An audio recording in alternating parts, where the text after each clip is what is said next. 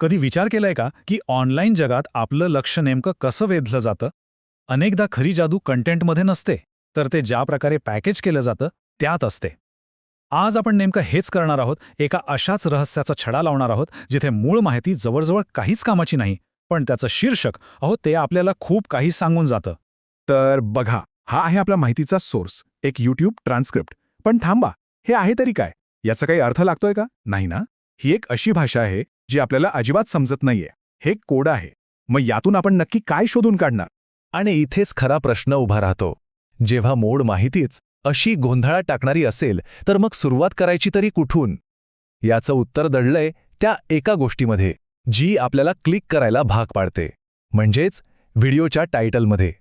आणि ते शीर्षक म्हणजे हे 4 सोप्या, स्वस्थ आणि झटपट कल्पना, ज्या तुमचे घर स्टायलिश आणि वेगळं बनवतील आणि सगळ्यांना आश्चर्यचकित करतील.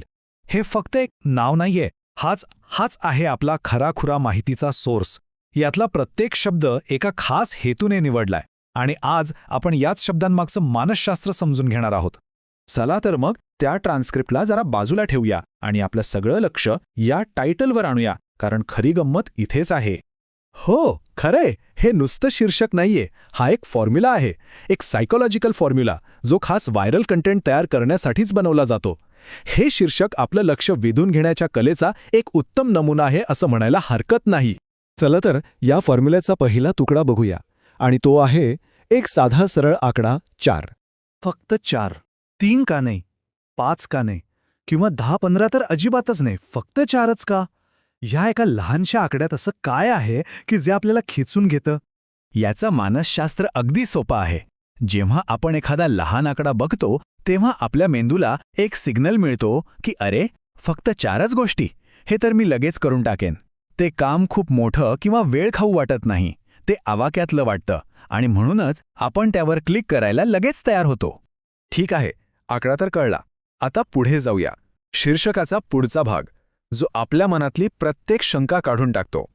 हे ते शब्द आहेत जे म्हणतात, अजिबात काळजी करू नका, हे काम एकदम सोपं आहे. आता विचार करा, कोणतंही नवीन काम सुरू करण्याआधी आपल्या मनात काय भीती असते?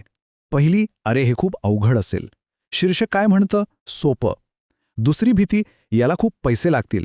शीर्षक काय म्हणतं? स्वस्त. आणि तिसरी, सगळ्यात मोठी भीती, माझ्याकडे वेळ कुठे आहे? आणि शीर्षक उत्तर देतं, झटपट. म्हणजे प्रश्न विचारण्याआधीच उत्तरं तयार आहेत. आणि हेच या फॉर्म्युल्याचं खरं सामर्थ्य आहे. हे फक्त शब्द नाहीयेत, हे म्हणजे क्लिक करण्याच्या मार्गातले सगळे अडथळे दूर करणे आहे. हे शीर्षक आपल्याला सांगतं की या कल्पना प्रत्येकासाठी आहेत, मग आपल्याकडे कितीही कमी वेळ, पैसा किंवा कौशल्य का असेना. यामुळे त्याची पोच आपोआप वाढते. बरं, म्हणजे काम सोपं आहे, स्वस्त आहे आणि पटकन होणार आहे. पण हे सगळं करायचं कशासाठी? यातून मिळणार काय? आणि इथे येतो शीर्षकाचा सगळ्यात पॉवरफुल भाग, इमोशनल रिवॉर्ड. हे शब्द आपल्या मनातल्या खोलवरच्या इच्छांना हात घालतात. स्टायलिश हा शब्द थेट आपल्या चांगल्या चॉईसच्या आणि सोशल स्टेटसच्या इच्छेला हात घालतो. वेगळं हा शब्द आपल्याला युनिक, इतरांपेक्षा वेगळं असल्याची भावना देतो आणि सगळ्यांना आश्चर्यचकित करेल. वा, हे तर म्हणजे थेट सोशल व्हॅलिडेशनची गॅरंटी आहे.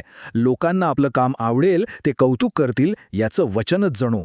चला तर मग, आतापर्यंत आपण जे काही भाग पाहिले ते सगळे एकत्र जोडूया आणि या व्हायरल टायटलचा संपूर्ण कोड क्रॅक करूया. बघा, किती सोप्पा आणि जबरदस्त फॉर्म्युला आहे. स्टेप 1, एका लहान मोजक्या आकड्याने सुरुवात करा. स्टेप 2, ते काम एकदम सोपं आहे असं वचन द्या. सोपं, स्वस्थ, झटपट. आणि स्टेप 3, त्यातून मिळणारं भावनिक बक्षीस काय असेल ते सांगा.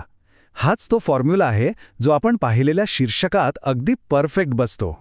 म्हणजे शेवटी मुद्दा काय आहे? हा विषय घराच्या सजावटीचा नाहीच आहे. हा विषय आहे आपलं लक्ष कसं वेधून घ्यायचं याचा एक तयार आराखडा.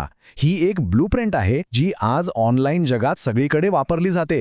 ही एक प्रकारची मीडिया लिटरसी आहे जी आपल्याला पडद्यामागे काय चालतं हे समजून घ्यायला मदत करते. आणि आता एक शेवटचा प्रश्न. आता तुम्हाला हा फॉर्म्युला कळलाय.